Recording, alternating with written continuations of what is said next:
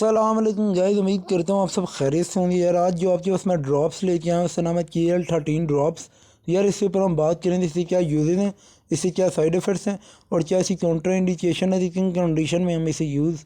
نہیں کر سکتے۔ تو سب سے پہلے اگر ہم بات کریں تو اس پرپس سے لیے بیسیکلی یہ ڈراپس یوز ہوتے ہیں، تو یار خاص طور پہ وہ پیشنٹ جنہیں فوڈ پوائزنگ کا پرابلم ہو جاتا ہے، مطلب ہیزی کا مسئلہ چل رہا ہوتا ہے یا نوزیا کا پرابلم آتا ہے یا بہت زیادہ وامٹنگ آ رہی ہوتی ہے، تب آپ اس ڈراپس کو یوز کر سکتے ہو۔ بس پراپر ڈاکٹر سے ریکمینڈ کروا کے ہی آپ نے اس ڈراپس کو یوز کرنا ہے۔ اچھا، اس ڈراپس کی سب سے اچھی بات یہ ہے کہ جب اگر آپ کو یہ وامٹنگ کا پرابلم چل رہا ہے اور اگر آپ نے یہ ڈراپس یوز کر لیے تو فوراً آپ کو اس کا اثر مطلب محسوس ہونا شروع ہو جائے گا اور آپ کا جو وامٹنگ کا پرابلم ہے وہ سالو ہو جائے گا۔ اسی ڈوزیج فارم بہت امپارٹنٹ ہے، آپ نے ڈوزیج فارم پراپر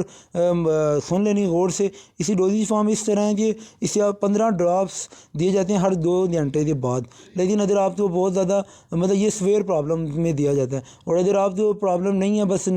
پورے دن میں اگر وامٹنگ کا ایشو چل رہا ہے تب آپ اسے 4 ٹائم بھی یوز کر سکتے ہو، لیکن یہ پلیز آپ نے ڈوزیج فارم ڈاکٹر سے لینی ہے۔ جو ڈوزیج فارم آپ کو ڈاکٹر دے گا اسے آپ نے اس حساب سے یوز کرنا ہے تاکہ کسی قسم کا سائیڈ ایفیکٹس نہ آئے۔ کاؤنٹر انڈیکیشن کی جہاں تک بات آتی ہے تو کاؤنٹر انڈیکیشن میں الرجی والے پیشنٹ اسے یوز مت کریں، اگر انہوں نے یوز کرنا بھی ہے تو پراپر ڈاکٹر سے کنسلٹ کر کے اسے آپ یوز کریں تاکہ کسی قسم کے سائیڈ ایفیکٹس نہ آئے۔ اس کے علاوہ لیور اور کڈنی والے پیشنٹ کے لیے بھی سیم یہی پیٹرن ہے۔ پریگنینسی میں بھی یہ ڈراپس یوز ہوتے ہیں لیکن کنڈیشن پہ ڈیپینڈ کرتا ہے، اور جب ڈاکٹر آپ کی کنڈیشن دیتا ہے تب آپ کو یہ ڈوزیج فارم ریکمینڈ کر دیتا ہے، کیونکہ اس سے اتنا خاص ایشو نہیں ہوتا۔ اور ہومیوپیتھی میں سیم یہی پیٹرن ہوتا ہے کہ جب بھی آپ یہ ٹیبلٹ لیتے ہو تو اگر آپ نے اسی ڈوزیج فارم مینٹین رکھی ہے تو سائیڈ ایفیکٹس نہیں آتے، حتیٰ کہ آپ اوور ڈوزنگ کر رہے ہوتے ہو، جب بہت زیادہ اوور ڈوزنگ کی جا رہی ہوتی ہے تب یہ اپنے سائیڈ ایفیکٹس شو کر دیتا ہے۔ اس لیے پلیز جو ڈوزیج فارم دی جائے اسے آپ اس حساب سے یوز کیا کریں تاکہ کسی قسم سے سائیڈ ایفیکٹس نہ آئے جو آپ کے لیے پرابلم کا باعث بنے۔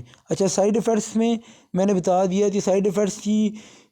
تب ہومیوپیتھی میں سائیڈ ایفیکٹس میں اتنا میٹر نہیں دیتا، یہ ہم نے آپ اکثر یہ سنتے بھی ہو، لیکن یہ سائیڈ ایفیکٹس ہر ٹیبلٹ کا ہوتا ہے، یاد رکھیے گا۔ ایلوپیتھی میں بھی ہوتا ہے، ہومیوپیتھی میں بھی ہوتا ہے، بس فرق یہ ہوتا ہے کہ ہومیوپیتھی میں یہ سین ہے نا کہ آپ اگر بہت زیادہ اوور ڈوزنگ کر رہے ہو تب سائیڈ ایفیکٹس آنا شروع ہو جاتے ہیں، اور حتیٰ کہ اس سے اتنے سویئر سائیڈ ایفیکٹس ہوتے ہیں جو ایلوپیتھی میں نہیں ہوتے۔ اس لیے پلیز ڈوزیج فارم جو دی جاتی ہے نا اسے آپ مینٹین رکھا کریں تاکہ کسی قسم کا سائیڈ ایفیکٹس نہ آئے جو آپ کے لیے بعد میں پرابلم کا باعث بنے۔ تو امید کرتا ہوں آپ کو ویڈیو پسند آیا ہوگا، اگر پسند آئے تو اس ویڈیو کو لائک کر دیے گا اور میرے چینل کو سبسکرائب کر دیے گا۔ جزاک اللہ، اللہ حافظ۔